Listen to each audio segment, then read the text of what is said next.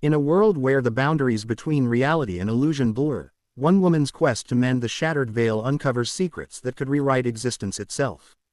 Dive into Healing the Veil, a journey beyond perception, a gripping tale of mystery, transformation, and the unseen forces shaping our lives. Subscribe now to unlock exclusive stories like this and join a community of dreamers exploring the unknown. Alara Voss had always felt the world was thinner in places, like a worn fabric stretched too tight over something vast and unknowable. She lived in the quiet town of Eldridge Hollow, nestled between ancient forests and mist-shrouded mountains, where the locals spoke in whispers about old legends. The Veil, they called it, an invisible barrier separating the mundane from the ethereal realms. Most dismissed it as folklore, but Alara knew better. As a child, she'd glimpsed shadows moving where no light fell, heard voices in the wind that no one else acknowledged. Now, at 32, those glimpses had become insistent pulls, tugging at her sanity like threads unraveling from a seam. It started on a crisp autumn evening when the leaves turned blood red under a harvest moon. Alara was walking home from her job at the local library, her arms laden with books on quantum physics and ancient mysticism.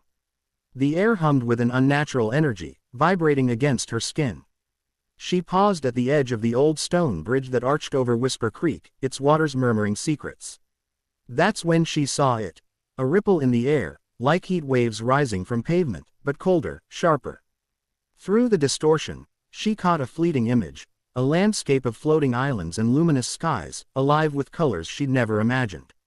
Shaken, she hurried home to her small cottage, its walls lined with shelves of forgotten tomes and crystals that caught the light in peculiar ways.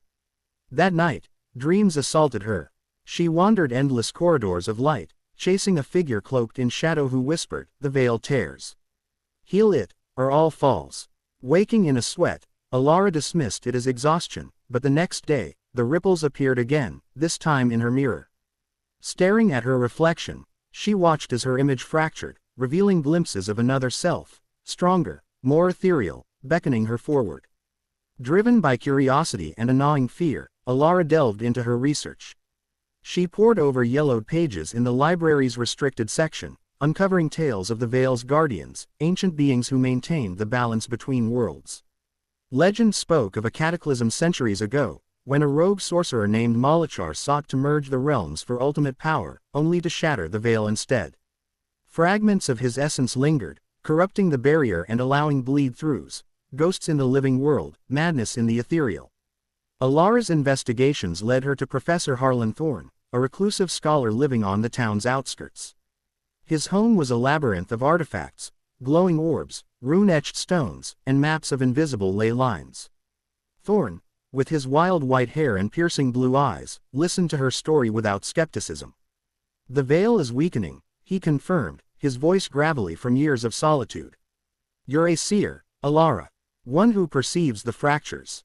If we don't act, the worlds will collide, and chaos will reign." Together, they devised a plan. Thorne revealed a hidden artifact, the Ether Compass, a device attuned to the Veil's energies. It pointed to the heart of the forest, where the first tear had occurred. Alara felt a surge of purpose, but doubt crept in. What if she wasn't strong enough? Her life had been ordinary. Lost parents, a string of failed relationships, a job shelving dreams instead of living them. Yet, something inside her stirred, a latent power awakening.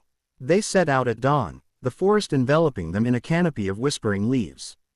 The path grew wilder, thorns snagging at their clothes as if warning them away. Hours in, the air thickened, and the first anomaly appeared, a tree twisted into impossible shapes, its bark pulsing with inner light. Thorne explained it as a bleed-through, where ethereal essence warped the physical. Alara touched it, and visions flooded her, memories not her own, of floating cities and beings of pure energy. Deeper still, they encountered guardians of the forest, spectral wolves with eyes like stars. The creatures circled them, testing their intent. Alara stood firm, extending her hand. One wolf approached, its form shimmering, and pressed its muzzle against her palm. A jolt of energy coursed through her, granting clarity. "They approve," Thorne said, relief etching his face.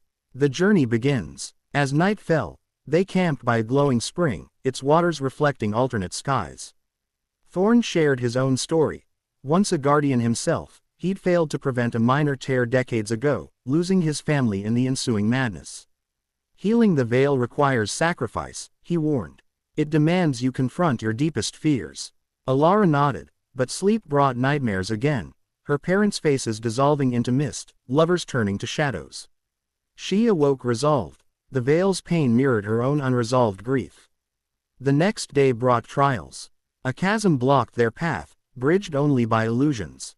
Thorn used the compass to reveal the true way, but Alara had to cross first. As she stepped onto what seemed solid air, doubts assailed her, visions of falling, of failure. She pushed through, her will forging the bridge. On the other side, she found a glade where time looped. Echoes of past travelers wandered, trapped in eternal regret. One, a young woman resembling Alara, pleaded for release. Face your past, she urged.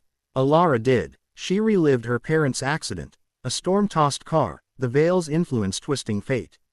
In the loop, she forgave herself for surviving, for not being there. The glade stabilized, the echoes fading. Thorn joined her, impressed. You're stronger than I thought. But the forest grew hostile. Vines animated by corrupt energy lashed out, thorns dripping venom. They fought back, Thorn with incantations, Alara with intuitive bursts of light from her hands, her seer powers manifesting. Exhausted, they reached the veil's epicenter, a crater where reality frayed like torn cloth. Through the tears, the ethereal realm beckoned, vast, beautiful, but unstable.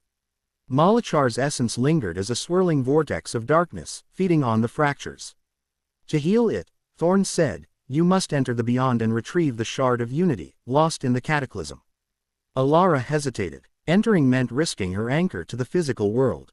But the pulls were stronger now. The veil called to her bloodline, descendants of guardians. With Thorn's blessing, she stepped through. The transition was a whirlwind of sensations, colors exploding, gravity inverting. She emerged in the ethereal plane, a realm of floating archipelagos connected by bridges of light. Beings of energy glided by, their forms fluid and luminous. Navigating this world required perception beyond sight. Alara learned to sense emotions as colors, thoughts as melodies. She followed the compass, now attuned to her mind, toward the shard's location. Along the way, she encountered the Ethereals, guardians who viewed humans as intruders. One, a being named Lyrian, confronted her. Why should we trust a mortal to heal what your kind broke? Lyrian demanded, its voice a chorus of winds. Alara shared her visions, her pain. Because I feel the tear in my soul. We're connected. All realms are. Moved, Lyrian guided her through perilous skies, dodging storms of chaotic energy born from the veil's wounds. They passed ruins of ancient cities, where memories lingered like ghosts. Alara saw the cataclysm's echo. Malachar's betrayal, his lust for power shattering the balance. Deeper in, trials intensified. A labyrinth of mirrors reflected alternate selves, Alara as a tyrant, as a coward, as a savior. Each demanded confrontation. In one, she faced her abandoned dreams, the artist she never became. Embrace all of you, Lyrian advised. She did, integrating the fragments, her power growing. The labyrinth yielded to a chasm of void, where doubts manifested as devouring shadows. Here, Malachar's remnant attacked, a formless entity whispering lies. You can't heal what was meant to break. Join me in chaos. Alara resisted, channeling her light. The battle was internal. She relived losses, but turned them to strength. With a surge, she banished the shadow, revealing the shard, a crystal pulsing with unified energy. Clutching it, she returned through the tear, the ethereal realm stabilizing behind her. Back in the crater, Thorn awaited, but weakened. The vortex had drained him. Use the shard, he urged. Alara placed it at the tear's center, infusing it with her essence. Light erupted, mending the fractures thread by thread. The veil healed, realities separating cleanly once more. But sacrifice came. Thorn, tied to the old wounds, faded into light, his purpose fulfilled. Alara wept, but felt peace.